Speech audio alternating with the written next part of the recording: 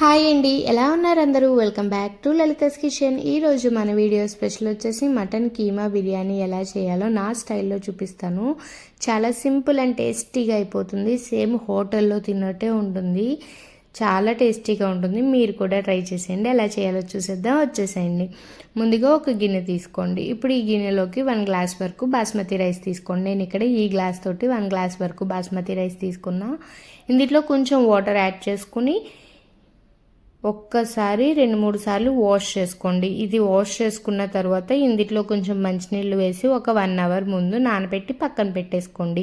ఇప్పుడు ఒక పెద్ద గిన్నె తీసుకుని అందులో ఒక 2 లీటర్స్ వరకు వాటర్ యాడ్ చేసుకుని అందులో కొంచెం బిర్యానీ స్పైసెస్ అన్నీ యాడ్ చేసుకుని కొంచెం ఆయిల్, అలాగే మీ రుచి తగినంత ఉప్పు, కొంచెం పుదీనా కొత్తిమీర కట్ చేసి వేసుకుని ఇందులోనే 1 స్పూన్ వరకు అల్లం వెల్లుల్లి పేస్ట్ వేసి ఒకసారి బాగా కలుపుకుని వాటర్ మొత్తం బాయిలింగ్ అయ్యేంత వరకు బాగా మరిగించుకోండి. వాటర్ ఇలా బాయిల్ అవుతున్నప్పుడు ఇందులో మనం ముందుగా నానబెట్టుకున్న బాస్మతి రైస్ యాడ్ చేసుకుని ఒక్కసారి కలుపుకుని మీడియం టు హై ఫ్లేమ్లో పెట్టుకుని రైస్ అనేది 90% కుక్ అయ్యేంత వరకు బాగా కుక్ చేసుకోండి. ఇదిగో ఇక్కడ నేను చూపిస్తున్నట్టు మనం చేతితోటి పట్టుకుంటే ఇలా విరిస్తే వెంటనే రైస్ అనేది విరిగిపోవాలి.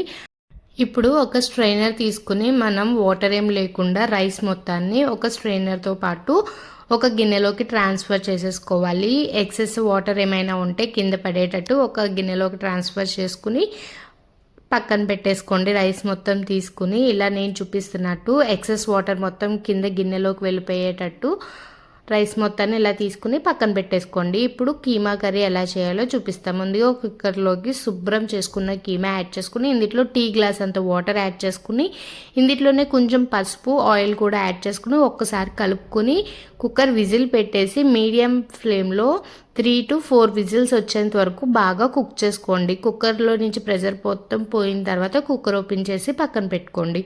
ఇప్పుడు మనం ఏదైతే కడాయిలో బిర్యానీ చేయాలనుకుంటున్నామో అదే కడాయి పెద్దగా లోతుగా ఉన్నది తీసుకుని అందులో కొంచెం ఎక్కువగానే ఆయిల్ అనేది యాడ్ చేసుకోండి. ఆయిల్ బాగా హీట్ అయిన తర్వాత ఒక 3 నుంచి 4 వరకు మీడియం సైజు ఉల్లిపాయలు తీసుకుని ఇలా సన్నగా కట్ చేసి వేసుకుని మీడియం టు లో ఫ్లేమ్లో లైట్ గోల్డెన్ కలర్ వచ్చేంత వరకు బాగా ఫ్రై చేసుకోండి. అలాగని హైలో పెట్టకండి, మనకి బ్రౌన్ ఆనియన్స్ కూడా ఇందులోనే తీసుకుంటాం కాబట్టి మీడియం టు లో ఫ్లేమ్లో పెట్టుకునే బాగా వేయించుకోండి. ఇవి ఇలా వేగిన తర్వాత ఒక గరిటె వరకు పక్కకు తీసి పెట్టుకోండి ఒక చిన్న గిన్నెలోకి. ఇప్పుడు మిగతా ఉల్లిపాయల్లో 2 లవంగాలు, 2 ఇలాచి, అలాగే 1 ఇంచు దాల్చిన చెక్క వేసుకుని ఇప్పుడు ఇందులో 1.5 స్పూన్ వరకు ఫ్రెష్గా దంచుకున్న అల్లం వెల్లుల్లి పేస్ట్ వేసి పచ్చివాసన పోయేంత వరకు మీడియం టు లో ఫ్లేమ్లో పెట్టుకుని బాగా వేయించుకోండి.